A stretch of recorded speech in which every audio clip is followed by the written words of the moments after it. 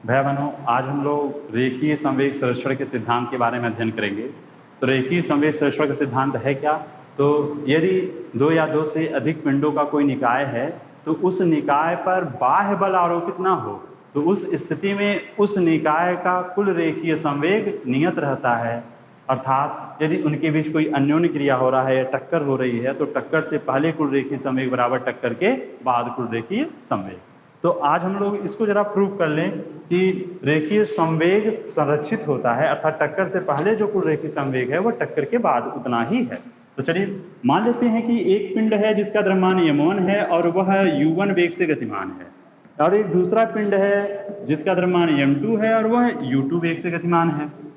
इन दोनों का टक्कर होता है और टक्कर के समय ये जो पहला पिंड है m1 और ये दूसरा पिंड m2, तो m1 ने m2 के ऊपर जो बल आरोपित किया वह हो गया F21। उतना ही बल m2 के द्वारा भी आरोपित होगा m1 पर, और जिसको हम लोग मान लेते हैं F12। क्रिया प्रतिक्रिया के नियम से हम लोग जानते हैं दोनों बल क्या होंगे, बराबर होंगे, अर्थात वह F12 बराबर माइनस F21, दिशा इनकी अलग होगी। ठीक है। टक्कर के बाद क्या होता है कि जो m1 द्रव्यमान का जो पिंड है उसका वेग अब परिवर्तित हो जाएगा। मान लेते उसका वेग जो अब हो गया वह v1 हो गया, और m2 द्रव्यमान का जो पिंड है उसका वेग अब v2 हो गया। ठीक है। तो अब हम लोग क्या करते हैं, देखिए हम लोग जानते हैं कि ये जो बल है संवेग पढ़े हम लोग। और देखिए एक चीज और है कि न्यूटन का जो दूसरा नियम है उस दूसरे नियम के आधार पर हम लोग क्या जानते हैं कि किसी पिंड पर आरोपित बल संवेग परिवर्तन की दर के बराबर होता है। तो इस तरह से F12 का जो मान होगा वह क्या हो जाएगा, तो देखिए पहले इसके जो संवेग परिवर्तन हो रहा है पहले पिंड का वो कितना हो रहा है, तो अंतिम संवेग। ठीक है। तो अंतिम संवेग मतलब m1 v1, प्रारंभिक संवेग मतलब m1 u1 बटा delta t।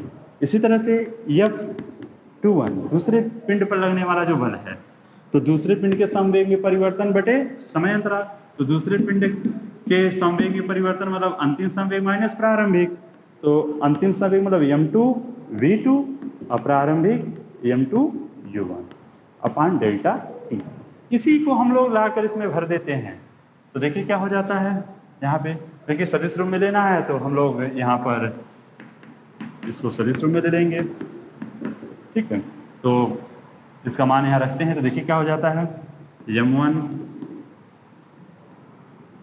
v1 minus m1 u1 बटा डेल्टा t, और ये हो जाएगा minus m2 v2 minus m2 u2 upon delta t। Delta t से डेल्टा t कट जाएगा और ये हो जाएगा m1 v1 minus m1 u1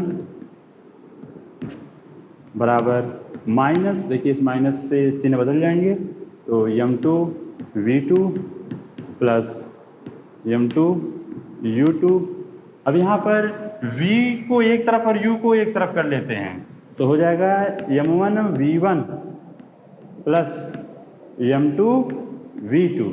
देखिए ये माइनस में था, इसको इधर लाएंगे प्लस हो जाएगा, ये इधर देखिए माइनस में उधर भेज देंगे प्लस में हो जाएगा, तो m1 u1 plus m2 u2।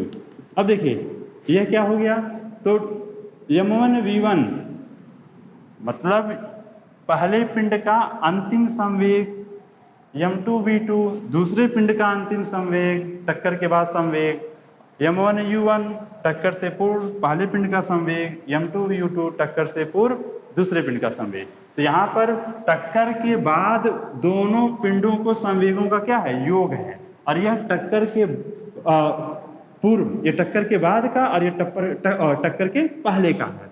तो इस तरह से आप देख रहे होंगे कि टक्कर से पूर्व कुल रेखीय संवेग मतलब पहले का संवेग धन दूसरे का संवेग बराबर टक्कर के बाद कुल संवेग, यह पहले का संवेग प्लस दूसरे का संवेग। इस तरह से आप देख रहे होंगे कि इस पर यदि बाहर से कोई बल आरोपित हमने नहीं किया है तो उस स्थिति में इनका कुल रेखीय संवेग नियत है, अर्थात टक्कर से पहले जो टोटल संवेग था वही टक्कर के बाद भी है।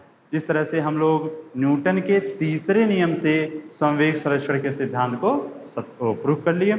अब इसी में एक चीज और है कि हम लोग तीसरे से संवेग संरक्षण को सिद्ध किए हैं, तो संवेग संरक्षण के द्वारा हम तीसरे को भी क्या कर सकते हैं, सिद्ध कर सकते हैं। इसी का उल्टा चल देंगे तो हमको यह प्राप्त हो जाएगा। ठीक है, इस तरह से आज हम लोग संवेग संरक्षण के सिद्धांत के बारे में अध्ययन किए हैं और इस पर आधारित आंकिक प्रश्नों को आप लोग सॉल्व करिएगा।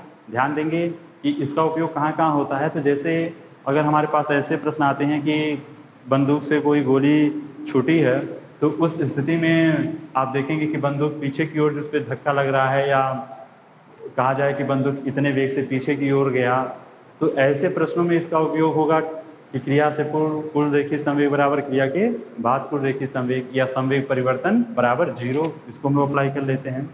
और इसमें ये भी है कि जब किसी गुटके पर कोई गोली जाती है और धंस जाती है, उस स्थिति में भी हम लोग इसका उपयोग करते हैं। इस तरह से आप देखेंगे कि आंकिक प्रश्नों को और इस पर आधारित उसे सॉल्व करिएगा। कल हम इस पर आधारित कुछ प्रश्नों को सॉल्व कराएंगे, और पहले आप लोग सॉल्व करिए, देखिए उसमें जो समस्या होगी पूछिएगा, उसे हम बताएंगे।